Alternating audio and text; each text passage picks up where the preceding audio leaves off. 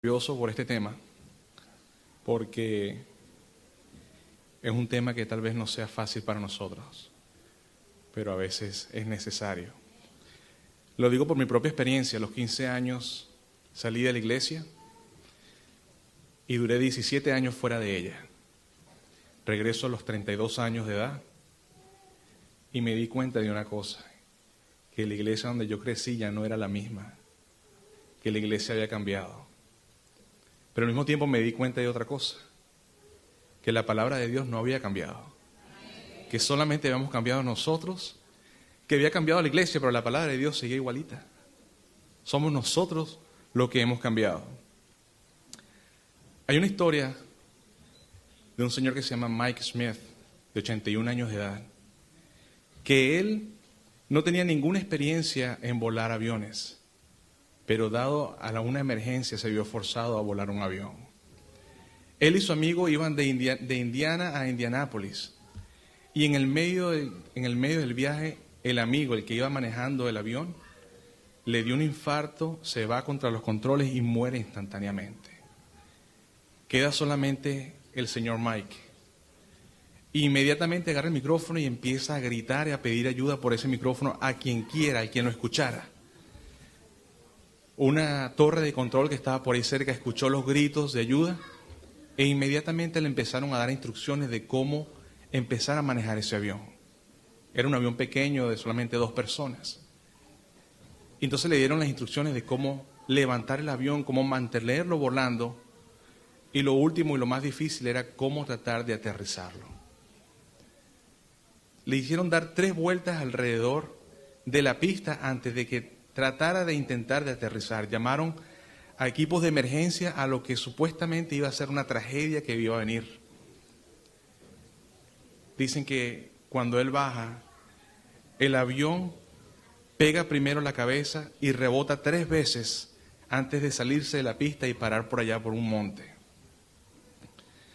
Cuando entrevistaron al señor Mike, de 81 años, le preguntaron, ¿cómo pudo usted hacer para mantenerse en calma y para poder mantener ese avión cuando nunca lo había hecho ni tenía ningún tipo de conocimiento? Y la respuesta de él fue, tuve que poner atención a lo que me decían y poner en acción toda palabra que ellos me decían, porque él sabía que la inmediata obediencia a esas palabras era la única oportunidad que él tenía para aterrizar y salvar su vida. ¿Ustedes se imaginan si él le hubiesen dicho, bueno, jala hacia la derecha, y él se ponga, no tengo ganas? O que en ese momento le digan, bueno, jala el control hacia la izquierda o levanta el avión, y él estuviera diciendo, quiero orar primero. ¿Se imaginan ustedes a él poniendo en duda las palabras de esas personas que lo estaban ayudando a salvar su vida en ese momento? Él sabía que su obediencia exacta a esas indicaciones era la única oportunidad. Ahora pregunto yo, ¿será que esta historia se parece en algo a nosotros y la obediencia que tenemos que tener hacia la palabra de Dios? ¿Será que nosotros nos ponemos a darle vuelta a lo que la Biblia dice, sin darnos de cuenta que estamos en la misma situación que estaba este señor en ese avión? Yo creo que estoy seguro que la obediencia inmediata a la palabra de Dios es la única oportunidad que tenemos de llegar sanos y salvos a la tierra celestial. No tenemos otra oportunidad, hermanos. Si ese señor lo hubiese hecho malo esa vez, no iba a tener una segunda oportunidad. Si nosotros lo fallamos en esta oportunidad, no vamos a tener otra oportunidad. Tenemos solo una vida para prepararnos para la vida siguiente. Quisiera que antes de empezar este tema nos volteáramos para tener una oración. Señor amante Padre que estás en los cielos, te damos gracias por la oportunidad de escuchar tu palabra. Pedimos tu Santo Espíritu en cada uno de nosotros y que este mensaje sea yo el primero que lo necesite. Te lo pedimos en nombre de tu Hijo amado Cristo Jesús. Amén.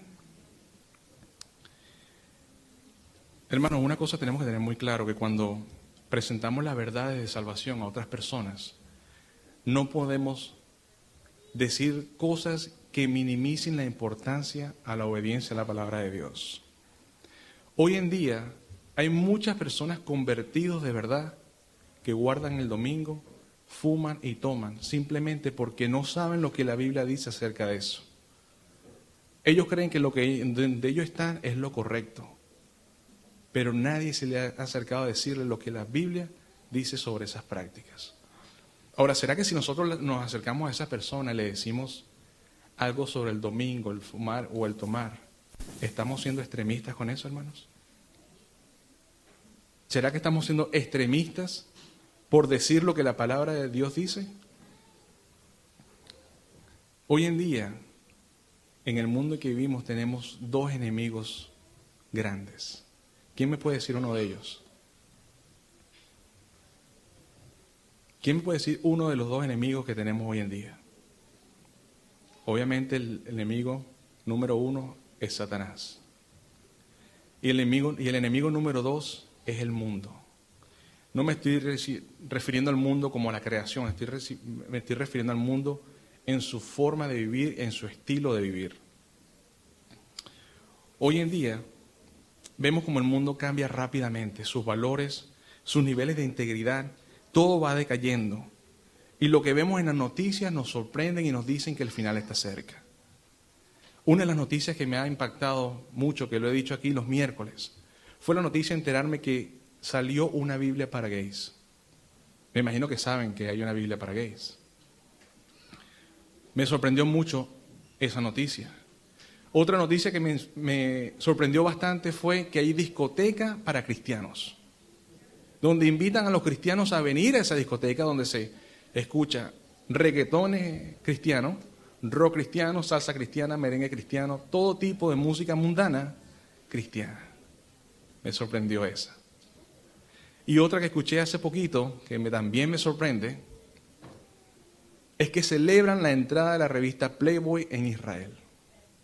Yo no sabía si estaba ahí antes o no estaba, pero si están celebrando la entrada, me imagino que antes no estaba ahí. Primera edición de la revista Playboy en el idioma hebreo, con modelos de Israel. Familia, eso a mí me sorprendió bastante, porque vemos que las cosas hoy en día ya no hay límite para la degradación. No hay límite, o sea, ya las noticias no nos sorprenden porque cada vez es más, hay más y es más. Hoy en día, por medio de la televisión y los medios de comunicación como computadora y todo este tipo de medios, Satanás se ha involucrado en nuestra vida, en nuestros hogares y hasta a veces en nuestra propia iglesia. Las mentes están siendo manipuladas a tomar decisiones erróneas, a tomar decisiones equivocadas. Y mucho de eso, y ante eso, nuestra única seguridad es poder detallar los engaños de Satanás que vienen camuflajeados bajo muchas cosas que usualmente vemos. En las Escrituras se nos dicen y se nos hablan de estas armas como el mundo. Santiago, Juan y Pablo nos dicen todos en una unánime voz el peligro que corremos al unirnos al mundo. Por ejemplo, en Santiago 4:4 dice, quien sea amigo del mundo es ¿qué? Enemigo de Dios. En Juan 15:19 dice, si fueran de este mundo, ¿qué más?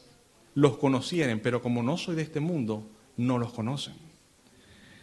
Pablo en 2 Corintios 6:17 dicen, salga de ellos y sean separados. En otras palabras, no amen al mundo, no se mezclen con ellos, porque hay un gran riesgo. Todos nos dicen en una sola voz el peligro que tenemos que corremos al involucrarnos con el mundo. Sabemos que un verdadero cristiano tendrá que hacer muchos cambios en su estilo de vida. Tendrá que cambiar el estilo de vida que lo que el mundo le dice un estilo de vida normal. Y muchas veces nos van a llamar extremistas o personas raras o diferentes. Pero el enemigo tiene un plan para ti y para mí.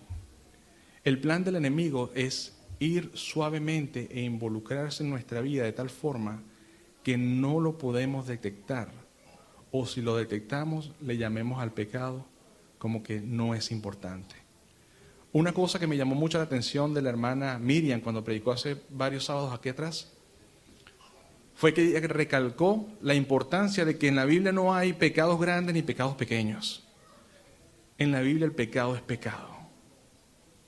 Aquí no hay que el pecado este es un poquito, que esto es chiquitico y que el otro, el pecado del hermano, porque todos somos santos al hablar de los pecados de los demás. Pero el pecado, familia, el pecado es pecado y se le tiene que llamar por ese nombre. Pero lamentablemente hoy en día hay miles de adventistas que son cegados a las trampas de Satanás. No nos damos cuenta cómo Satanás se involucra en nuestras vidas, en nuestros hogares, y lo podemos tener en nuestra misma casa y no nos damos cuenta. Nos preocupamos más por la prueba final.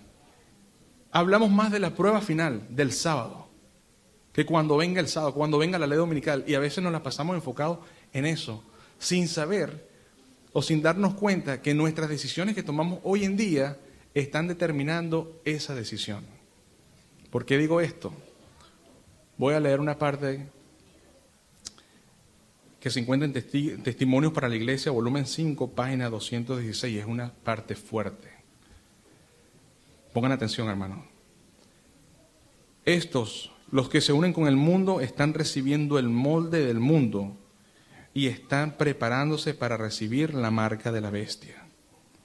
Y aquellos que desconfían de ellos mismos, que se humillan delante del Señor y purifican sus almas al obedecer la verdad, se están recibiendo el molde del cielo y se están preparando para el sello de Dios en sus frentes.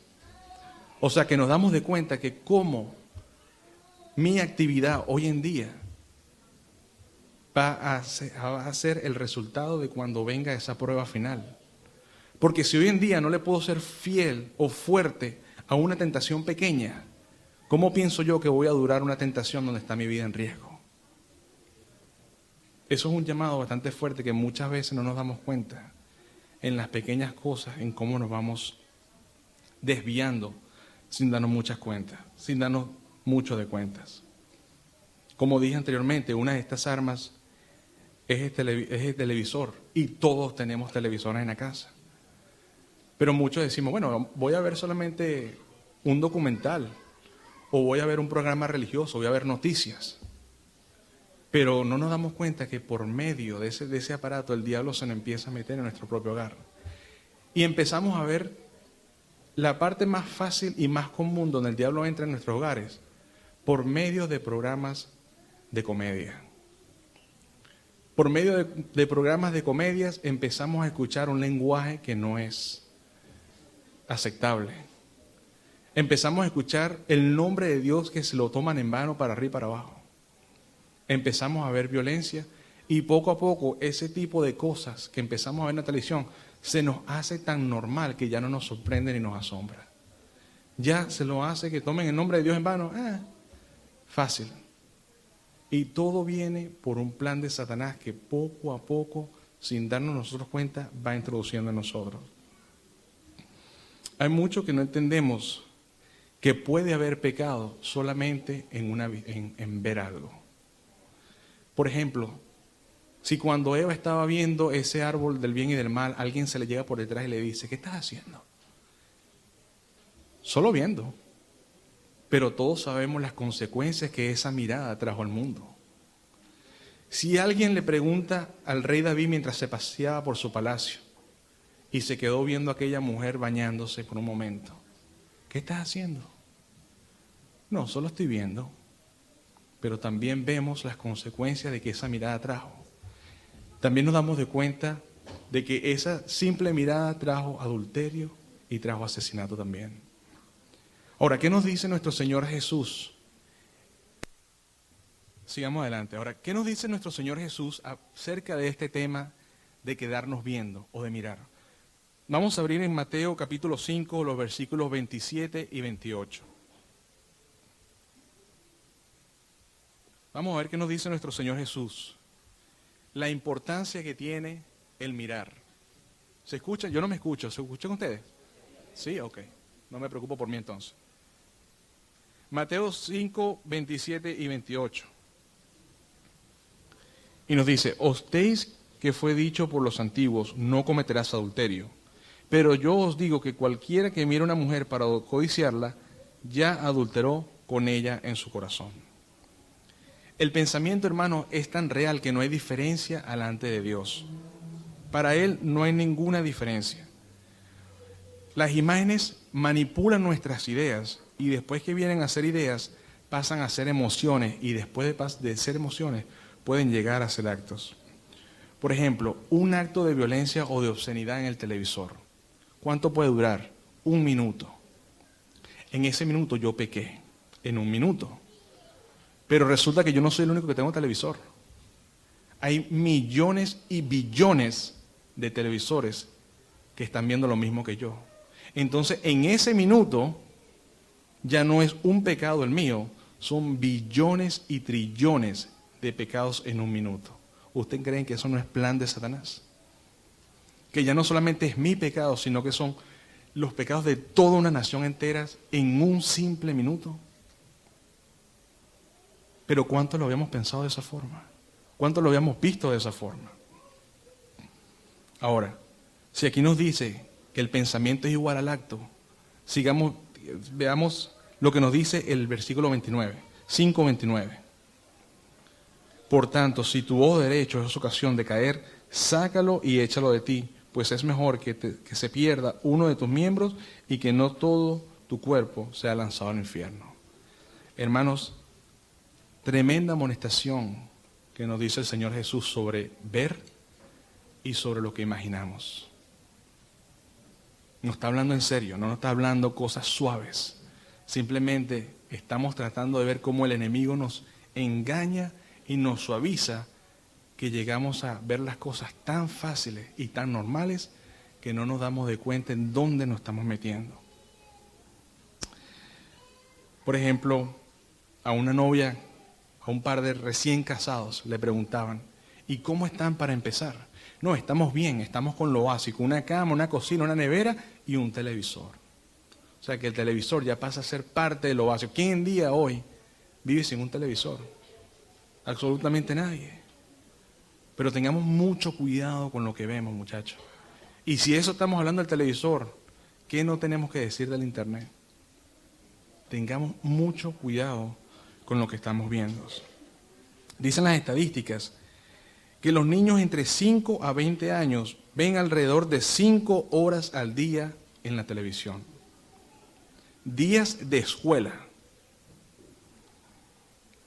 Un 83% contienen violencia y un 98% de las caricaturas, cartoons, comiquitas, contienen violencia.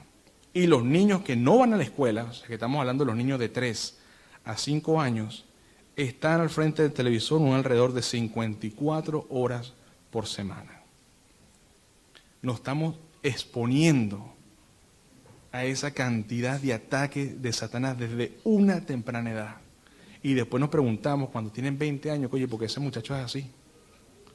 ¿Por qué estos muchachos son tan raros? Si desde que antes que empiecen a ir a la escuela, cantidad de tiempo pasan es viendo esas cosas. No hablemos de la adicción que causa el televisor. Si no me creen, cuando tengan un niño viendo televisión, pónganselo al frente y verán cómo se pone. Traten de hacer eso. Un niño que esté viendo televisión, pónganselo al frente y trate de hablarle. Se pone pero furioso. Pero si le pregunta, ¿qué acaban de decir? No te puede decir. No es capaz de decirte lo que acaban de decir en el televisor, pero se enfurece si le llegas a quitar el televisor. Aparte que rompen nuestras familias. ¿Cuántos de nosotros hoy en día nos damos de cuenta que está todo el mundo en la casa, pero cada quien en su cuarto viendo una televisión o en una computadora? Ya no es como antes, cuando había un solo televisor y se veía lo que el papá quería. Ahora cada quien está viviendo su vida aparte, rompe la familia inmediatamente. Ahora vamos a ser honestos, hermanos. El camino hacia la vida eterna no es fácil. El camino hacia la patria celestial no es fácil.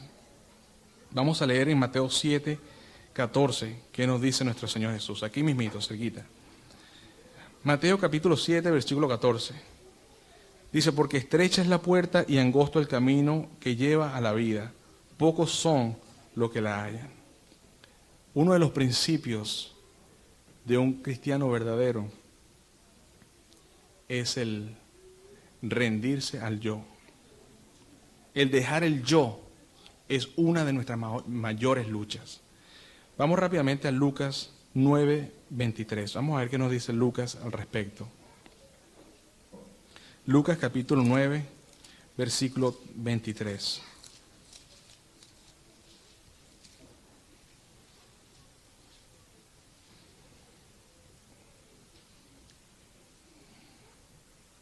Y dice, y decía a todos, si alguno quiere venir en pos de mí, niéguese a sí mismo, tome su cruz cada día y sígame. La negación a nosotros mismos es una lucha fuerte.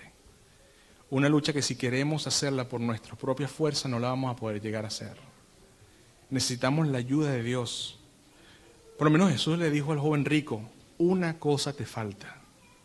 Y todos conocemos la historia, todos sabemos qué era lo que le faltaba al joven rico. Ahora, ¿será que si Jesús o Dios nos hace la pregunta a nosotros hoy en día, solamente una cosa te falta? ¿Sabrás tú o yo qué es lo que nos falta? ¿Sabremos nosotros qué es lo que nos falta o qué está en el medio entre mi fidelidad a Dios al 100%? Por ejemplo, aquí hay personas casadas, ¿verdad? Veo muchas personas casadas. Quiero hacerle pregunta a las personas que están casadas. ¿Hay reglas en el matrimonio? ¿Hay reglas en el matrimonio? Ok, dígame una de esas reglas. Ser fiel. ¿Otra? Hay que dejar a los padres y a las madres, ¿verdad? Hay que ser fiel. Hay que tener respeto. Hay que compartir. Se deja la libertad, ¿verdad? Ya uno está con una persona. Ahora, todas esas reglas del matrimonio hacen a los que se van a casar infelices. Todas esas reglas que están en el matrimonio hacen a las personas que se van... Si las hicieran miserables o infelices, ¿por qué la gente se sigue casando entonces? Yo nunca he visto una pareja que después que se acaba de casar, antes de ir a la luna de miel, ay, pero es que no puedo hacer esto, o es que no puedo hacer aquello. Y estén todos tristes y caras largas porque se acaban de casar y ahora no pueden hacer lo que... No, al contrario, se ven contentos, felices. Esas reglas no los hacen infelices a ellos, simplemente por el amor que los une a ellos. El amor que une a esa nueva pareja los hace felices, de manera que todas esas reglas que tienen que hacer no los hace infelices en ningún momento.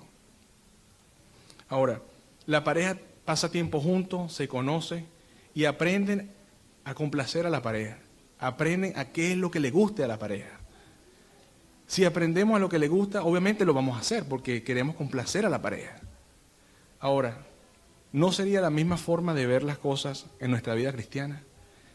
Si amamos a nuestro Dios y nos casamos con Él por medio del bautismo, ¿no quisiéramos buscar o aprender lo que a Él le gusta y le agrada a nosotros, para que nosotros mismos podamos hacer eso con Él? No podemos venir a la Biblia buscando lo que al Señor le gusta que hagamos por Él. Y cuando ya sabemos lo que a Él le gusta, hacerlo sin ningún problema, porque le amamos, porque deseamos complacerlo, y no lo hacemos porque es ninguna obligación. Hay muchas personas que han dejado de hacer cosas simplemente porque la iglesia dice.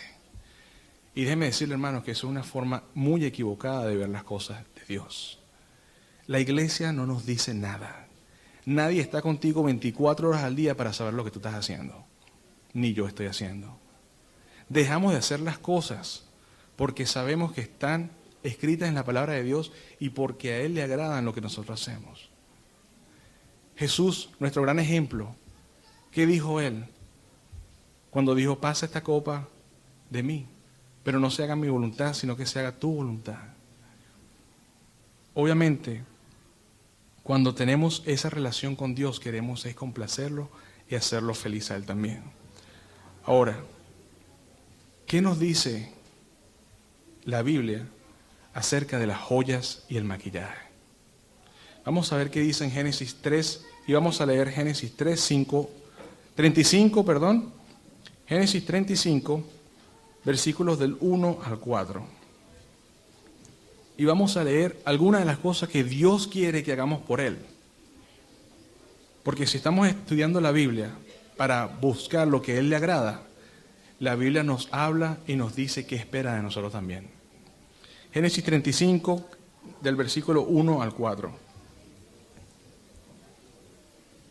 Y dice: y dijo Dios a Jacob: levántate, sube a Betel y quédate allí, y haz allí un altar a Dios que te apareció cuando huías de tu hermano Esaú.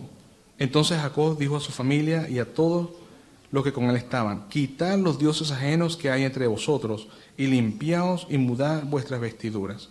Y levantémonos, subamos a Betel, y haré allí altar a Dios que me respondió en el día de mi angustia, y ha sido conmigo en el camino que he andado. Aquí vemos que Jacob vivía en tierras paganas, y en las tierras paganas aceptaron cosas de los paganos, se estaban acostumbrando a ellos. Pero cuando él viene hacia el altar a Dios, él le dice una cosa: tienen que quitarse los dioses ajenos. Tienen que venir ante el altar limpios y puros, como ellos deberían de estar. En Jueces 8:24 se nos habla de los zarcillos, de los aretes, que era una marca de los ismaelitas que demostraban su apostasía. O sea, yo para ser apóstata y demostrar que soy apóstata, me pongo zarcillo. Y por esa marca se sabían que eran apóstatas. Pero en Éxodo también hubo una apostasía. En Éxodo 33, 5 y 6. Vamos a buscar Éxodos 33.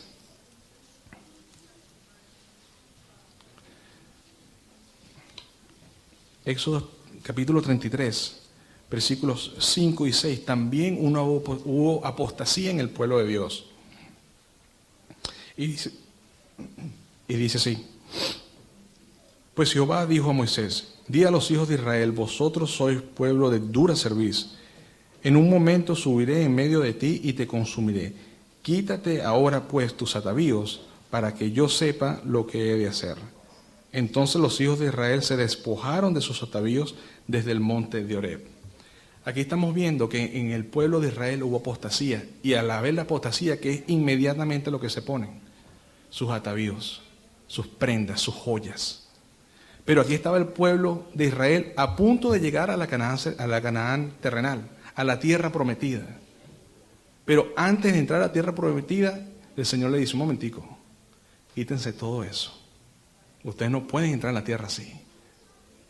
Ahora, hoy en día, estamos a punto de llegar a la tierra prometida, a la Canaán celestial. ¿Será que hoy en día Dios no habla de la misma manera a nosotros? ¿Será que antes de que entremos a la tierra prometida celestial nos dirá Dios: quítense todos esos atavíos, quítense esos dioses ajenos? Yo estoy seguro que sí. Yo estoy seguro que si sabemos que Dios nunca cambia, esta historia también se refleja en nosotros. Ahora, el récord más antiguo de usar el maquillaje se encuentra en Segunda de Reyes, donde está la historia de Jezabel. Jezabel, todos sabemos la historia, una reina pagana que mandó a matar a miles y miles de profetas de Dios. Y ella se arreglaba simplemente cuando venían sus amantes a visitarla. Ese es el récord más antiguo que nos habla de las joyas y el maquillaje. Pero la amonestación más directa de Dios sobre estas cosas se encuentra en Isaías 3, 16 al 21. Vamos a buscar rápidamente Isaías 3, 16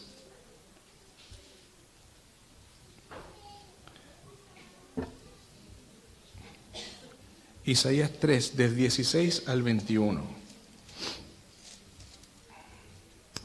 Y nos dice así: asimismo dice Jehová, por cuando las hijas de Sión se ensoberbecen y andan con el cuello erguido y ojos coquetos, cuando andan van danzando y haciendo son con los pies. Por tanto el Señor raerá la cabeza de las hijas de Sión, y Jehová descubrirá sus vergüenzas. Aquel día quitará el Señor el atavío de los calzados, las rencillas, las lunetas, los collares, los brazaletes, los velos, las coflas, los atavíos de las piernas, los partidores de pelo, los pomitos de olor y zarcillos. los anillos y los joyeles de narices. El Señor no está hablando en general. Aquí el Señor está hablando directamente qué es lo que Él quiere que se quiten. Aquí no es un llamado en quítense todo, no. Esto y esto y esto. Se nos dice claramente. Ahora, si vamos a Isaías 4:4, una página ahí mismito, cerquita, ¿qué nos dice? Cuando el Señor haya lavado las inmundicias de las hijas de Sión y limpiado la sangre derramada en medio de Jerusalén con espíritu de juicio y con espíritu de fuego. Aquí nos dice que el Señor ve esas cosas como inmundicias. Cuando el Señor haya limpiado las inmundicias de las hijas de Israel. Y si vamos ahí cerquita, Isaías 3:9. Isaías capítulo 3, versículo 9 dice: la apariencia de sus rostros testifica contra ellos. Como Sodoma publican su pecado, no lo disimulan. Ay del alma de ellos, porque allegaron mal para sí.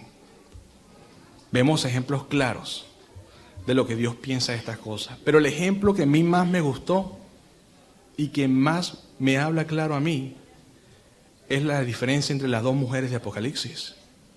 Si nos vamos a Apocalipsis 17:4, vamos a ir rápidamente a Apocalipsis 17:4.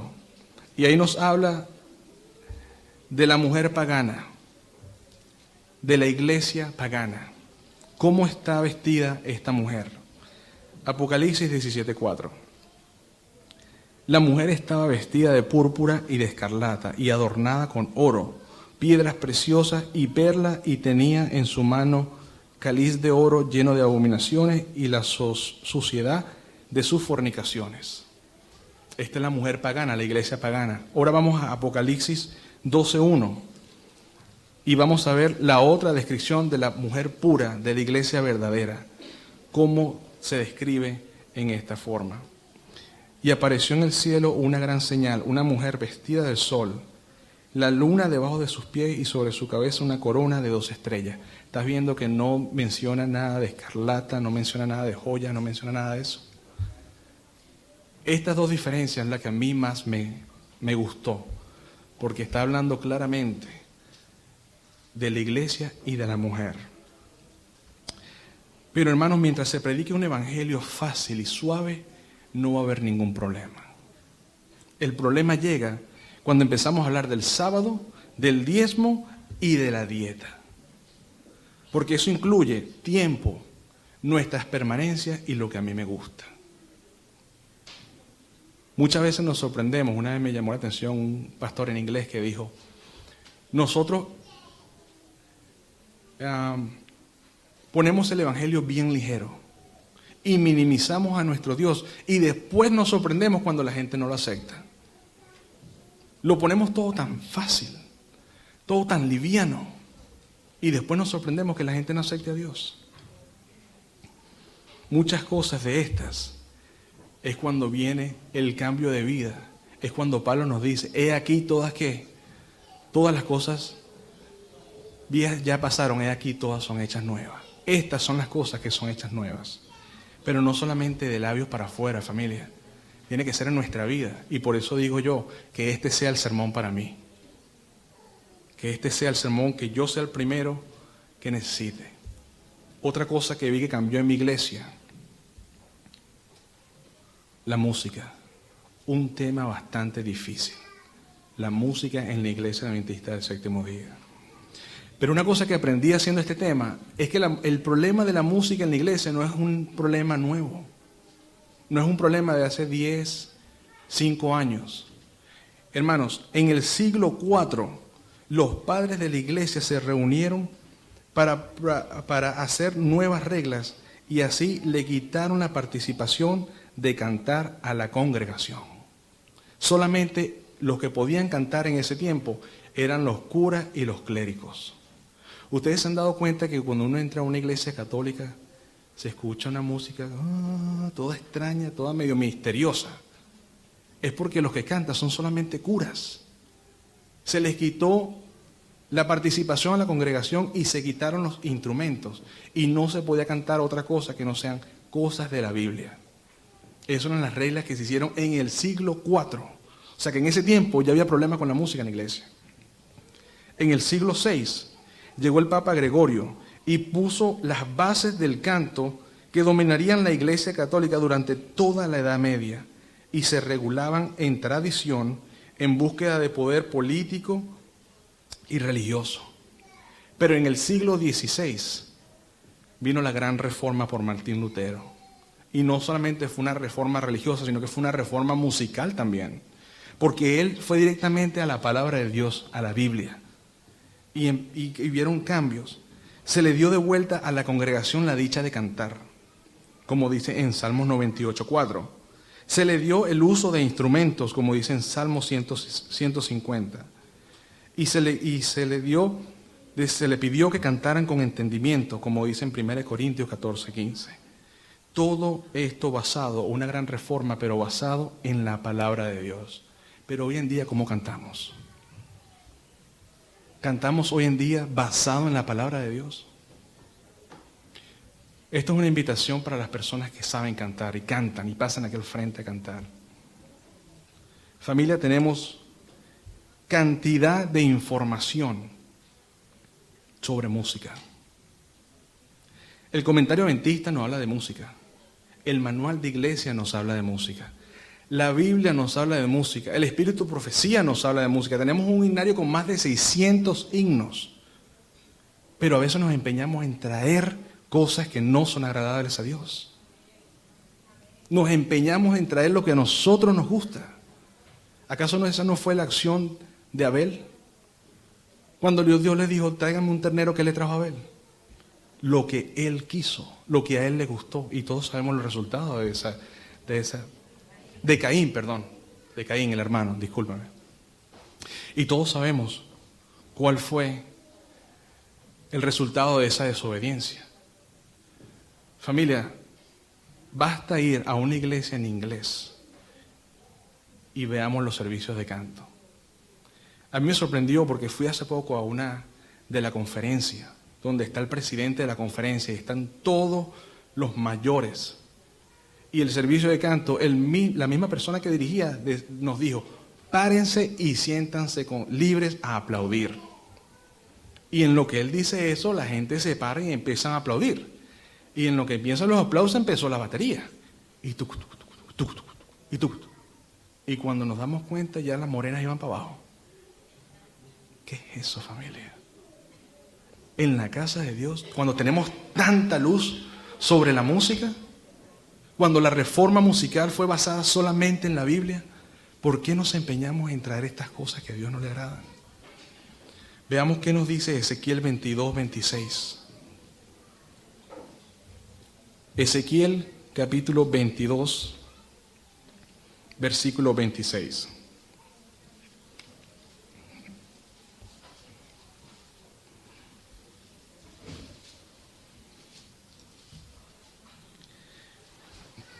Y dice, sus sacerdotes quebrantaron mi ley y contaminaron mis santuarios entre lo santo y lo profano. No hicieron diferencia ni distinguieron entre lo inmundo y lo limpio. Y de mis sábados escondieron sus ojos y yo he sido profanado en medio de ellos. Hoy en día se cumple lo que esta profecía está haciendo. No hay diferencia entre lo limpio y lo impuro, entre lo santo y lo profano. Se mezcla todo y no nos damos cuenta. Ese no es plan de Satanás, familia. Iglesias enteras han sido separadas por el tema de la música. Voy a leer unas pequeñas líneas que encontré en un libro que se llama Música en los hospitales. Está en la página 15. Dice, por la música podemos trabajar con los enfermos mentales, pero hemos dado cabida a Satanás a que él maneje al que escuche la música equivocada y sin darse cuenta la mente del oidor se doblará a cualquier actitud emocional que el diablo quiera incorporar por medio del ritmo de la música que escuchan. O sea, la música es tan poderosa que están trabajando con enfermos mentales por medio de la música. ¿Por qué? Porque los enfermos mentales no se están dando cuenta de lo que escuchan, pero los efectos lo están teniendo. Y aquí dice, por medio de la música equivocada, Satanás ha hecho con nosotros lo que él ha querido, lamentablemente. Y no nos damos cuenta de eso. Otra cosa que ha cambiado bastante es nuestra reforma pro salud. Y nos dijo en esta semana. Escuché una palabra que tenía años que no escuchaba. Y es la palabra temperancia. Tenía años que no escuchaba esa palabra. Desde pequeño la aprendí, mas nunca la había escuchado. Hermanos, hoy en día como iglesia adventista del séptimo día estamos sufriendo las mismas enfermedades que sufre el mundo allá afuera. Casi todas. ¿Será porque nuestra reforma pro salud es solamente de labios para afuera y no la vivimos como deberíamos vivirla? ¿Será porque hablamos más de lo que hay que hacer y queremos que otros hagan lo que nosotros mismos no hacemos? Muchos de nosotros no sabemos predicar. Muchos de nosotros no sabemos dar estudios bíblicos. Pero todos, escúcheme bien, todos podemos predicar sermones fuertes si vivimos lo que nosotros sabemos. Para otras personas que no conocen a Dios, ¿qué les dice a ellos mi forma de hablar, mi forma de actuar, mi forma de vestirme y mi dieta? Cuando el único sermón que ellos van a ver es lo que yo viva. ¿Qué le dice mi actitud a esa persona? Todos tenemos, hermanos, una gran responsabilidad. Y déjeme decirle, no tenemos un mensaje cualquiera. Tenemos un mensaje poderoso. Somos la iglesia remanente. No tenemos un mensaje basado en cualquier cosa. Tenemos un mensaje basado en la Biblia, en el ejemplo de Jesús. Tenemos el espíritu de profecía. Tenemos una gran responsabilidad frente a Dios, frente a nuestros hermanos que no conocen a Dios y frente a nosotros mismos. Muchas de estas cosas simplemente es, como dice el apóstol Pablo, cada quien que se examine y vea cómo está. Porque nosotros, al hacer lo que tenemos a la luz del espíritu de profecía en cuestiones de salud, no solamente gozamos nosotros de los beneficios saludables, sino que damos un testimonio a las personas que no nos conocen. Vamos a hablar un poquito de las cosas que están tal vez alrededor de nosotros. La carne. Conseguí un reporte que se llama Consumers Report y después le voy a decir de qué año fue esto. Cuando la carne empieza a podrirse y se descubre en la forma, el olor, el color o el sabor, se le incluyen cantidades grandes de químicos para recuperar su apariencia. La enfermedad del animal ya está en ella. Aparte de eso, ya está podrida. Aparte de eso, le ponen químicos. Aparte de eso, se ensucia en las empacadoras. Y aparte de eso, le ponen preservativos. Y eso llegamos y nos los comemos y decimos tremenda cantidad de proteínas. Tremenda cantidad. Esto me sirve para cuando yo vaya para el gimnasio.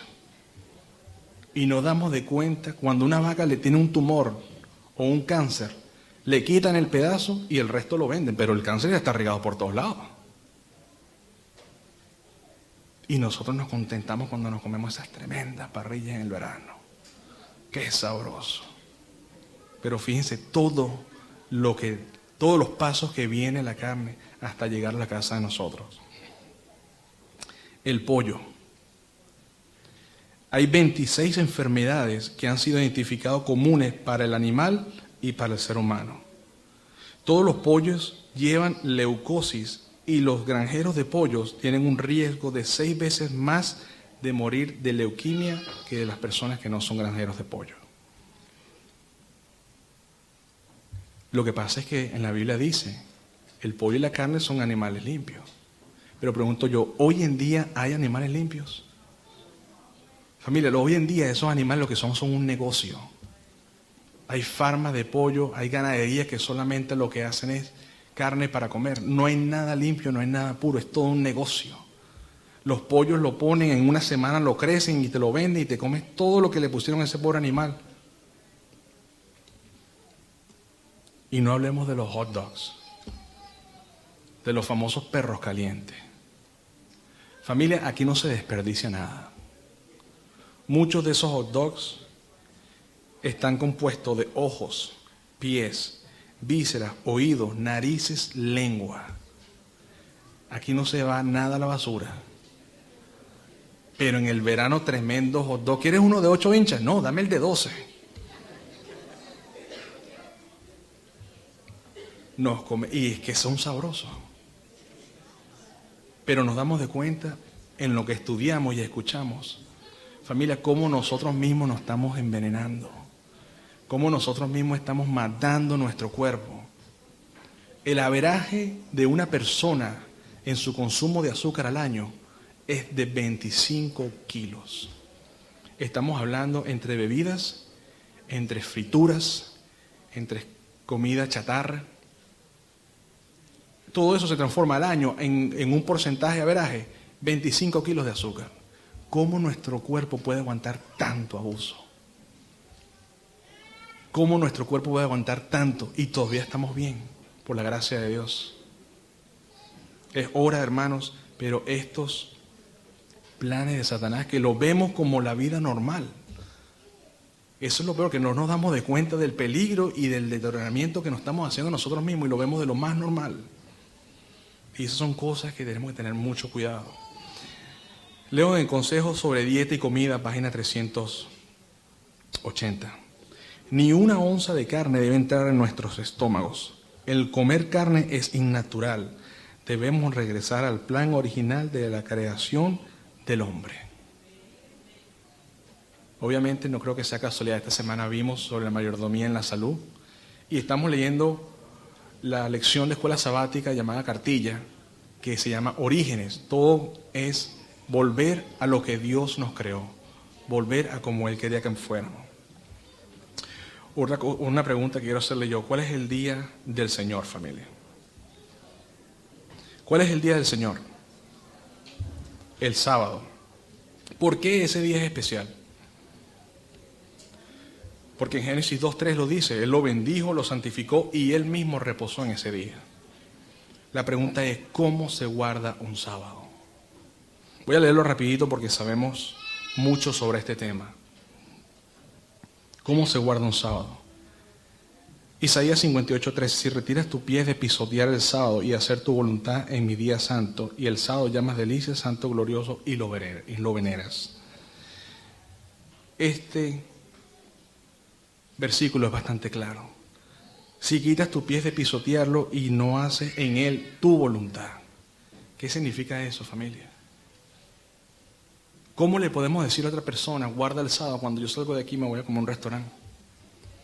O salgo de aquí y me voy para el mall. O salgo de aquí y voy a jugar fútbol. Y voy a hacer cualquier cosa. ¿Cómo le podemos decir a otra persona?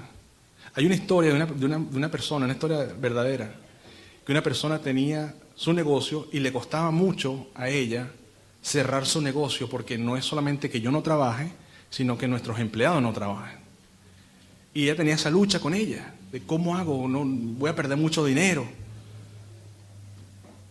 Y ella dice, bueno, voy a hacerlo. Y cerró su negocio y se vino para la iglesia. Pero ¿qué se dio cuenta en la iglesia? Que cuando todo el mundo salía de la iglesia iba a hacer lo que le da la gana. Y entonces ella decía, bueno, ¿por qué voy a cerrar yo mi negocio cuando la mayoría de las personas salen de aquí y se van a hacer otras cosas? Se van para un restaurante, se van para el mall, se van a jugar, se van a hacer cosas. ¿Y por qué yo voy a cerrar mi negocio? Lamentablemente esa señora no volvió más nunca a la iglesia. Ahora pregunto yo, si saliendo de aquí hacemos lo que a nosotros nos da la gana, ¿qué diferencia hay entre nosotros que guardamos el sábado y las otras religiones que guardan el domingo? ¿Cuál diferencia hay? Ellos van, escuchan su sermón y salen como que si nada ha pasado. Y siguen su vida sin ningún problema. Las cosas que hacemos en el sábado, guardar el sábado comienza el viernes de noche. ¿Cuántos de nosotros estamos acostumbrados a recibir el sábado? Muchas veces el sol se baja y todavía están los televisores prendidos. Y seguimos hablando cosas que nada que ver. Muchas veces el sábado en la tarde, como que si el sábado hubiese terminado. ¿Cuántos le estamos enseñando a nuestros hijos que el sábado es el día del Señor y no se debe jugar ni se debe hacer esas cosas? El sábado es un día santo, familia. El sábado es un día que no nos pertenece. Vamos a ver lo que dice Hebreos 10:26. Otro versículo fuerte. Hebreos 10:26 nos dice, porque si pecáramos voluntariamente, después de haber recibido el conocimiento de la verdad, ya no queda más sacrificio por ese pecado. Si después que sabemos lo que tenemos que hacer y no lo hacemos, ya no hay más sacrificio por él. En otras palabras, Jesús murió en vano. En otras palabras, ya no nos queda nada por hacer. Simplemente porque ya lo sabemos y lo estamos haciendo voluntariamente. Pero lo peor es que muchos de nuestros pecados y de los míos lo hacemos voluntariamente, ya sabiendo que es malo. No somos engañados, no somos sorprendidos, lo hacemos sabiendo. Muchos, si no la mayoría. Familia, un día vamos a estar frente a la presencia de Dios. ¿Cómo vamos a estar ese día? Voy a poner varios ejemplos de personas que estuvieron al frente de Dios y cómo ellos se sintieron. Job dijo, antes escuché de ti, pero ahora te veo, me aborrezco, me arrepiento en polvo y ceniza. Isaías dijo, soy un hombre de labios impuros, soy un boca sucia. Daniel en el capítulo 10, se me fueron las fuerzas, con el rostro en la tierra, temblaba y quedé mudo. Pedro, el pescador, cuando estaba pescando, le dijo, apártate de mí que soy ¿qué? Un hombre pecador. Pablo, en camino hacia la persecución de los cristianos, cayó en el piso y quedó ciego inmediatamente. ¿Cómo iremos a estar tú y yo frente a la presencia de Dios?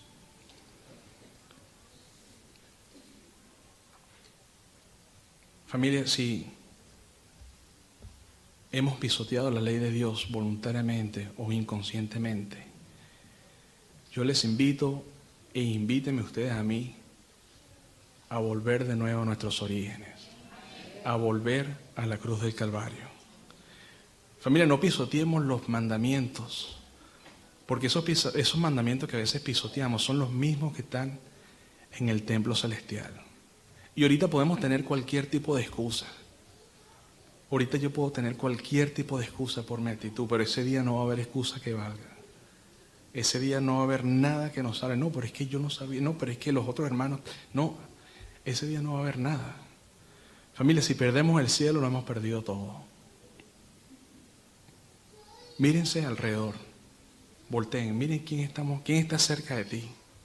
Y preguntémonos, ¿cuántos de esta congregación estarán aquel día ya? ¿Estaré yo ahí? ¿Estaremos nosotros? ¿Cuántos de aquí, de Betel, hoy en día, vamos a estar aquel día frente al Señor? ¿Cuántos de nosotros, cuando empiece el juicio y se abran los libros, podemos estar firmes con nuestros rostros llenos de la gloria de Dios, contentos porque hemos hecho lo que Él nos ha dicho? Contentos porque hemos obedecido su palabra. Así como ese aviador tuvo que obedecer palabra por palabra, porque si no sabía que iba a morir, ¿cuántos de nosotros vamos a estar ese día nosotros firmes y rectos, contentos, esperando a nuestro Señor? ¿A cuántos de nosotros el Señor nos dirá, bien y buen, fiel, siervo fiel? Sobre poco has sido fiel, sobre mucho te pondré, entra en la gloria. ¿A cuántos de nosotros escucharemos esto? Familia, busquemos la inmortalidad. Busquemos la corona de vida, que después de todo esto vamos a tener la vida eterna y el cielo con nuestro Señor. Que Dios nos bendiga y nos cuide.